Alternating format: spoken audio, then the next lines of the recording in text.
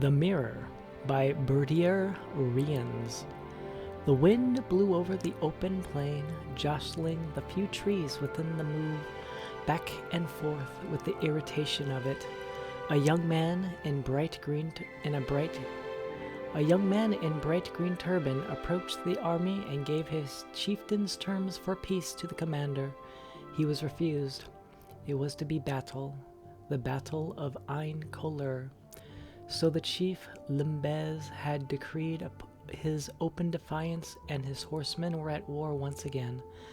Many times the tribe had moved into territory that was not theirs to occupy, and many times the diplomatic approach had failed. It had come to this at long last. It was just as well with Mindothrax. His allies may win or lose, but he would always survive. Though he had occasionally been on the losing side of a war, never once in all his 34 years had he lost in hand-to-hand combat. The two armies poured like dual frothing streams through the dust, and when they met a clamor rang out, echoing into the hills. Blood, the first liquor the clay had tasted in many a month, danced like powder. The high and low battle cries of the rival tribes met in harmony as the armies dug into one another's flesh. Mindothrax was in the element he loved. After 10 hours of fighting with no ground given, both commanders called a mutual and honorable withdrawal from the field. The camp was positioned in a high-walled garden of an old burial ground, adorned by springtide blossoms. As Mindothrax toured the grounds, he was reminded of his childhood home. It was a happy and a sad recollection, the purity of childhood ambition, all of his schooling in the ways of battle, but tinged with memories of his poor mother, a beautiful woman looking down at her son with both pride and unspoken sorrow. She never talked about what troubled her, but it came as no surprise to any when she took the walk across the moors and was found days later, her throat slit open by her own hand. The army itself was like a colony of ants, newly shaken. Within a half-hour's time after the end of the battle, they had reorganized as if by instinct. As the medicos looked to the wounded, someone remarked with a measure of admiration and astonishment, "Look at Mindothrax. His hair isn't even out of place." "He is a mighty swordsman," said the attending physician. "The sword is a greatly overvalued article," said Mindothrax, nevertheless pleased with the attention. "Warriors pay too much attention to striking and not enough in defending strikes. The proper way to go into battle is to defend yourself and to hit your opponent only when the ideal moment arises." "I prefer a more straightforward approach," smiled one of the wounded. "It is the way of the horsemen." "If it is the way of the Bijolse tribes to fail, then I renounce my heritage," said Mindothrax, making a quick sign to the spirits that he was being expressive, not blasphemous. "Remember what the great blade master Gaiden Shinji said, the best techniques are passed on by the survivors. I have been in 36 battles, and I haven't a scar to show for them. That is because I rely on my shield and then my blade in that order." "What is your secret?" "Think of melee as a mirror. I look to my opponent's left arm when I am striking with my right. If he is prepared to block my blow, I blow not. Why exert undue force?" Mindothrax cocked an eyebrow. "But when I see his right arm tense, my left arm goes to my shield. You see, it takes twice as much power to send force than it does to deflect it. When your eye can recognize whether your opponent is striking from above or at angle, or in an uppercut from below, you learn to pivot and place your shield just so to protect yourself. I could block for hours if need be, but it only takes a few minutes or even seconds for your opponent, used to battering, to leave a space open for your own strike." "What was the longest you've ever had to defend yourself?" asked the wounded man. "I fought a man once for an hour's time," said Mindothrax. "He was tireless with his bludgeoning, never giving me a moment to do aught but block his strikes. But finally he took a moment too long in raising his cudgel, and I found my mark in his chest. He struck my shield 1,000 times, and I struck his heart but once, but that was enough. So he was your greatest opponent? Asked the medico. Oh, indeed not, said Mindothrax, turning his great shield to the silvery metal reflection on turning his great shield so the silvery metal reflected his own face. There he is he.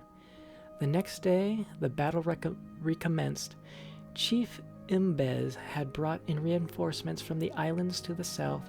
To the horror and disgrace of the tribe, mercenaries, renegade horsemen, and even some Reachman witches were included in the war. As Mindothrax stared across the field at the armies assembling, putting on his helmet and readying his shield and blade, he thought again of his poor mother. What had tortured her so? Why had she never been able to look at her son without grief? Between sunrise and sundown the battle raged. A bright blue sky overhead burned down on the combatants as they rushed against one another over and over again. In every melee, Mindothrax prevailed. A foe with an axe rained a series of strokes against his shield, but every one was deflected until at last Mindothrax could best the warrior. A spear maiden nearly pierced the shield with her first strike, but Mindothrax knew how to give with the blow, throwing her off balance and leaving her open for his counter-strike. Finally, he met a mercenary on the field, armed with a shield and sword, a helm of golden bronze. For an hour and a half they battled. Mindothrax tried every trick he knew. When the mercenary tensed his left arm, he held back his strike. When his opponent rose his sword, his shield rose too and expertly blocked. For the first time in his life, he was battling another defensive fighter. Stationary, reflective, with energy to battle for days if need be. Occasionally, another warrior would enter into the fray, sometimes from Mindothrax's army, sometimes from his opponent's. These distractions were swiftly dispatched, and the champions returned to their fight. As they fought, circling one another, matching block for blow and blow for block, it dawned on Mindothrax that here at last he was fighting the perfect mirror. It became more a game, almost a dance, than a battle of blood. It was not until Mindothrax missed his own step, striking too soon, throwing himself off balance, that the promenade was ended. He saw, rather than felt, the mercenary's blade rip across him from throat to chest. A good strike, the sort he himself might have delivered. Mindothrax fell to the ground, feeling his life passing. The mercenary stood over him, prepared to give his worthy adversary the killing blow. It was a strange, honorable deed for an outsider to do, and Mindothrax was greatly moved. Across the battlefield he heard someone call a name similar to his own. Jerifax. The mercenary removed his helmet to answer the call. As he did so, Mindothrax saw, through the slits of his helmet, his own reflection in the man. It was his own close-set eyes, red and brown hair, thin and wide mouth, and blunt chin. For a moment he marveled at the mirror before the stranger turned back to him and delivered the death stroke. Jerifax returned to his commander and was well paid for his part in the day's victory. They retired for a hot meal under the stars in a garden by an old cairn that had previously been occupied by their foes. The mercenary was strangely quiet as he observed the land.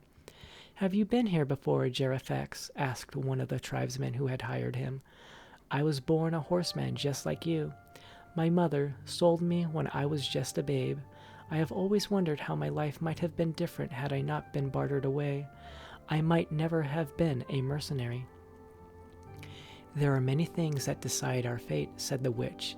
"It is madness to try to see how you might have taken this turn or that in the world. There are none exactly like yourself, so it is foolish to compare. But there is one," said Jerifax, looking to the stars. "My master, before he set me free, said that my mother had twin sons when I was born. She could only afford to raise but one child.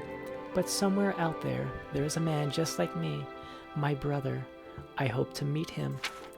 The witch saw the spirits before her and knew the truth that the twins had met already.